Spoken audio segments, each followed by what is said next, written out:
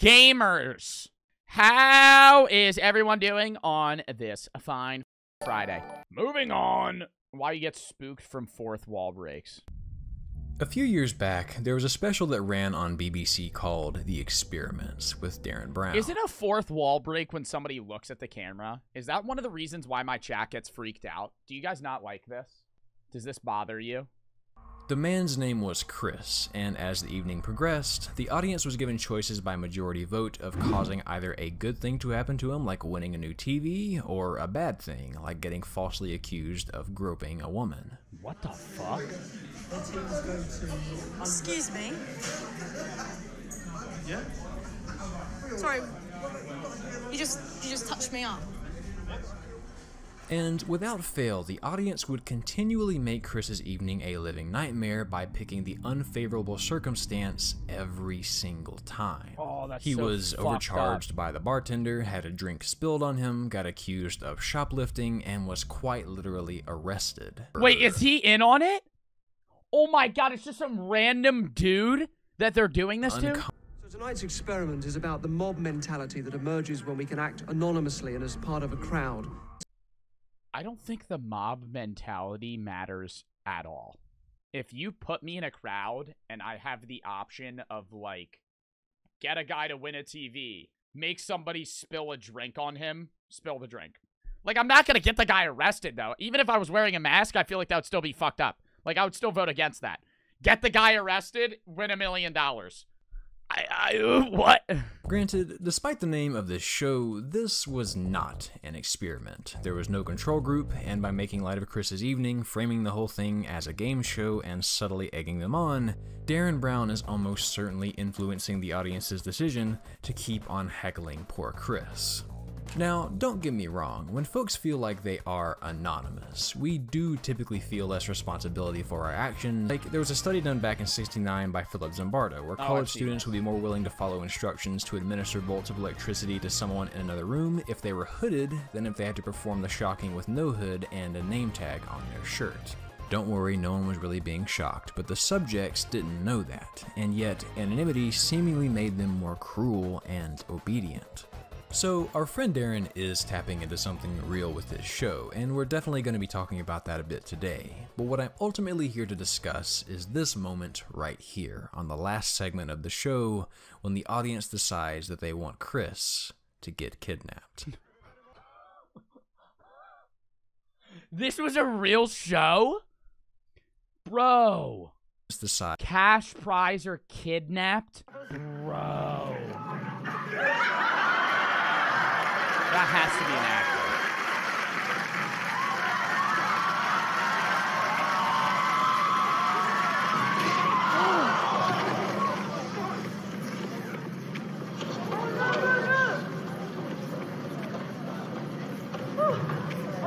Hang on a second.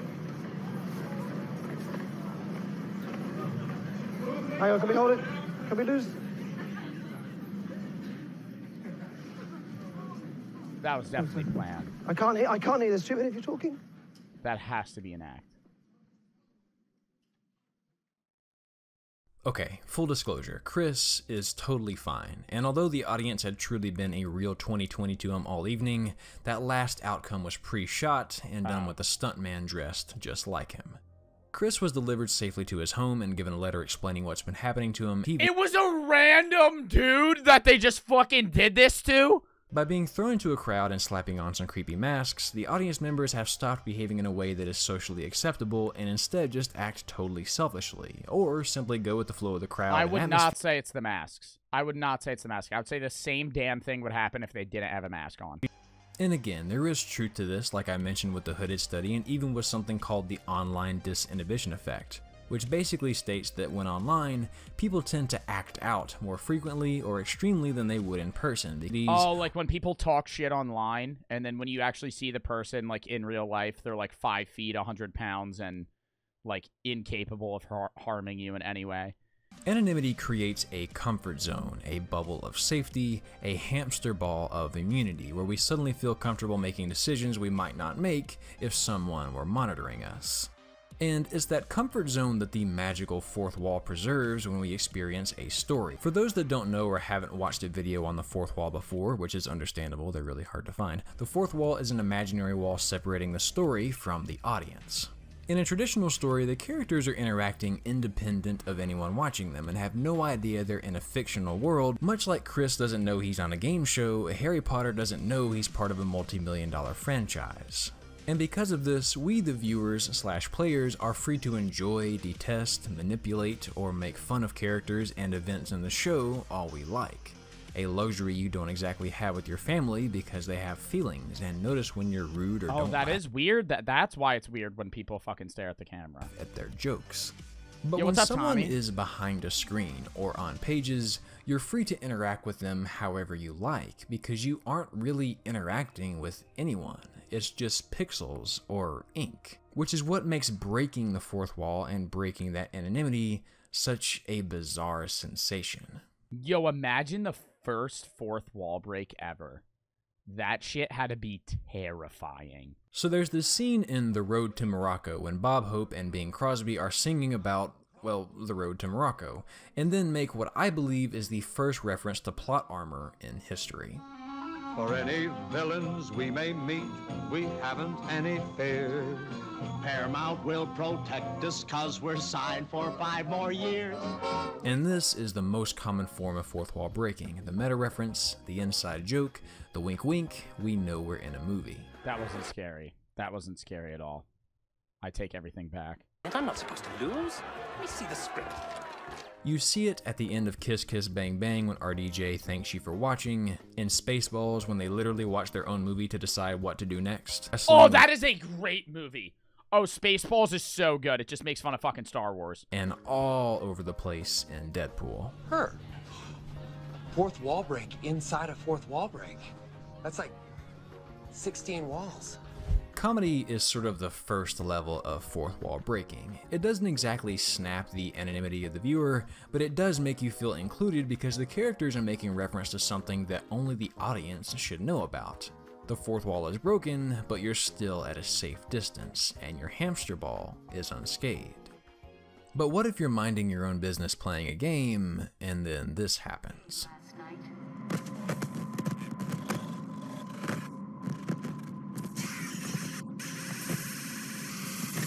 Wait, isn't there a game? I saw a game on TikTok, dude, where, like, it actually, like, took over. Like, you have to agree to a bunch of things, and it, like, takes over your computer. And, like, it knows your name and shit like that. Like, the game ends up knowing you. That shit's fucking scary. I would freak out. You're in the middle of playing a game, and it just, like, turns off, and it's like, hi, Joe. Ah! I would fucking turn off my PC. I would turn off my PC. I would throw it out the window. I would actually throw it off the window. Restart. It was Rocksteady's way of making the player feel like they were losing it from Scarecrow's gas, just like Batman was, and if you restarted your console or re-downloaded the game thinking there was a serious problem, you weren't the only one. This is a great example of what is sort of the second level of fourth wall breaking, the spooky coincidence that will take— We played that shit! Yo, when the Detroit Becomes Human lady fucking talks to me and she asked if I was her friend, that shit was so fucking weird. I was like, I tabbed out of the game and she was like, started talking to me. She was like, hi. I was like, of what is sort of the— I thought she never talked. These breaks are almost totally exclusive to games because of their inherent interactivity with the player. Stanley Parable is all fourth wall breaking. It's all just talking to you specifically. Some good examples are how Bravely Second and Eternal Darkness appear to erase your save data, or how the latter will turn your volume down even though your dog definitely isn't laying on the remote. How you have to plug your controller into the Player 2 port to beat Psycho Mantis, how X-Men makes you reset your Genesis to reset the in-game computer, how Flowey notices that you restarted before your last save to keep from killing Toriel. Things like this really start to encroach on your level of separation from the in-game world, and are so perturbing because of our very human social wiring. Have you ever been doing something really embarrassing, like unironically flossing in the kitchen while you wait on your Hot Pocket to finish cooking, well beyond the point How is that embarrassing? Or have you ever been complaining about a coworker only for that coworker to come cartwheeling around the corner and ask what you were talking about? And with all that's so awkward.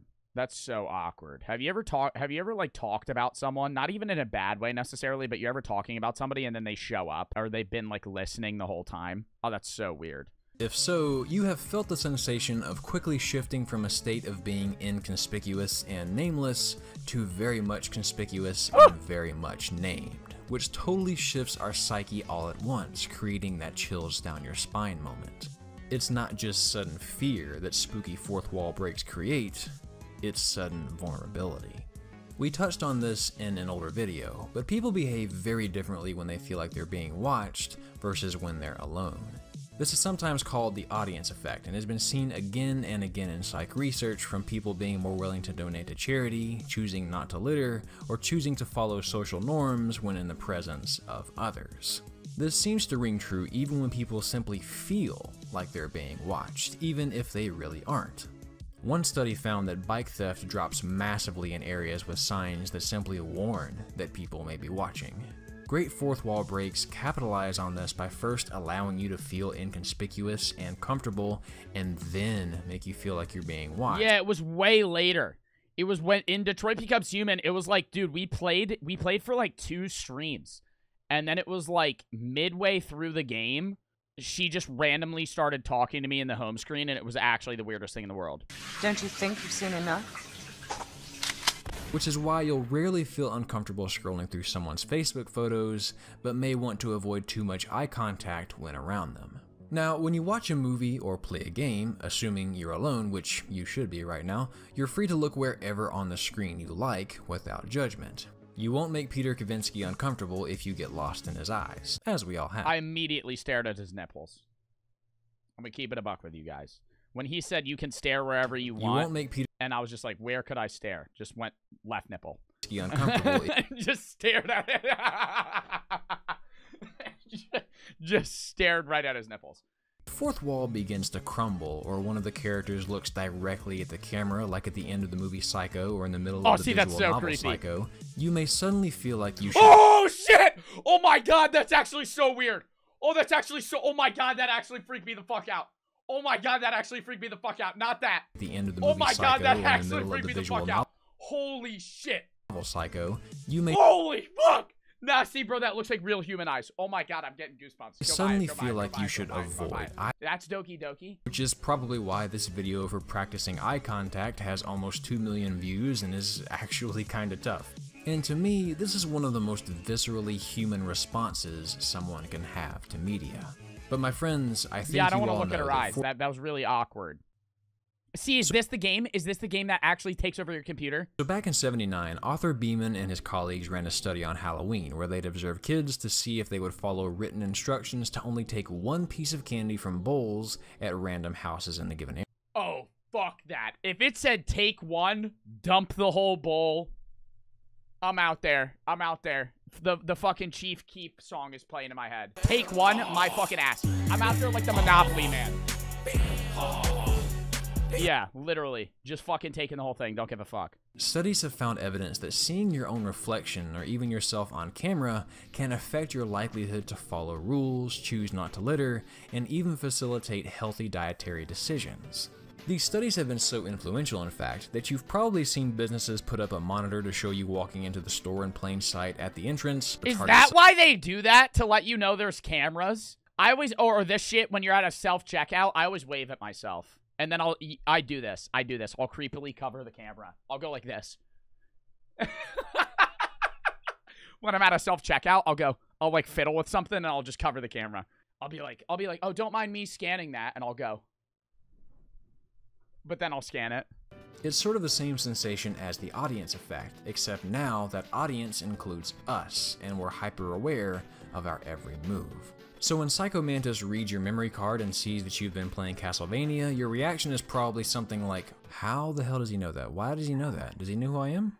I don't like this at all. How does he— what? It reads your memory card and tells you the games you were playing. If it was like, you've been playing Valorant too much, I would have been like— I would have been freaking out. What is this? Now I'll read more deeply into your soul. Wait, can you see my browser history? You see, games have the unique opportunity to break the fourth wall and then make a huge leap to identifying something super specific about you, which makes you acutely aware that you, yes, you, are a part of this and that your actions are not anonymous. When Monica reads your Steam account and calls you by your actual name, it's not just encroaching on your anonymity. Hey, wait, Doki Doki reads your Steam account? So if I said I was John, it would be like, no, you're actually Joe. I would be like, what the fuck? We go from a comfortable bystander simply pressing buttons to a participant in the action, responsible for everything that's been happening to these characters. And they know that. They've been your guinea pigs this whole time, and you're just now being made startlingly aware of it. So play nice. And this that would actually be life-changingly scary. If you were playing, like, Toy Story type shit, if you were playing with, like, Woody, and he just, like, actually woke up and talked to you, I would actually rip his head off. Same thing with the elf on the shelf. If I had an elf, like, I have an elf on the shelf. If I when I was younger, I had the elf on the shelf, and it woke up and, like, animated talked to me, I would actually just go, and I would rip its fucking skull off. No chance. I won't spoil too much because I haven't actually played this game just yet, but in the original version of One Shot, you must complete the game in one shot, otherwise the world you leave behind when you close the window will change for good. What? Oh, and the main character calls you by name, which kinda cuts deep if you mess up. Spec Ops: The Line doesn't actually identify you in any way, but it does subtly change the loading screen menus after you incinerate the wrong people, asking you haunting questions like, do you feel like a hero yet, or why should you care about killing since this isn't real? Undertale hits you with a pretty similar dose of guilt by again addressing you directly and making it starkly clear that your actions matter to this reality. I feel like if Undertale did something like Metal Gear Solid or Doki Doki and specifically identified you, it would be the magnum. Oh my god. It said, do you actually go by like T9 Metal Gear Solid or something? or Doki Doki and specifically... Bro, that's actually creepy as fuck. Like, I wouldn't lie in a game like this. I would just say my name's Joe Bart. But if I was like, my name's Frank, and it was like, do you actually go by Joe Bart or something? I would actually freak out. Like, can you imagine if Flowey called you by name, or if mid-fight Sans read your PC or your console memory and said something like... If a game could somehow get that would actually be kind of funny. If I was playing a game and it was like, why don't you just go play Minecraft, you fucking loser? I'd be like, okay. I never thought we would be looking to Target's checkout line for game design inspiration, but here we are. Moments like these flip the script from an anonymous person on the couch just playing a game for a good time to a very real specific person influencing what now feels like a very real specific world. And to me, this harkens back to that moment where all at once the massed audience went from jeering laughter to stunned horror that their incognito decisions had shockingly real consequences. The fourth wall isn't just about keeping... Dude, imagine being on that show and that guy actually dies or some shit. They should have done that. They should have, like, faked his death. I mean, he got hit by a car, so they probably thought he was dead. That was a good video. That was a good video. We had a great view count today. Seemed fun. I had fun. I hope you guys had fun. We are going to... I'll see you guys tomorrow. We're going to rate it 5, 4, 3, 2, 1.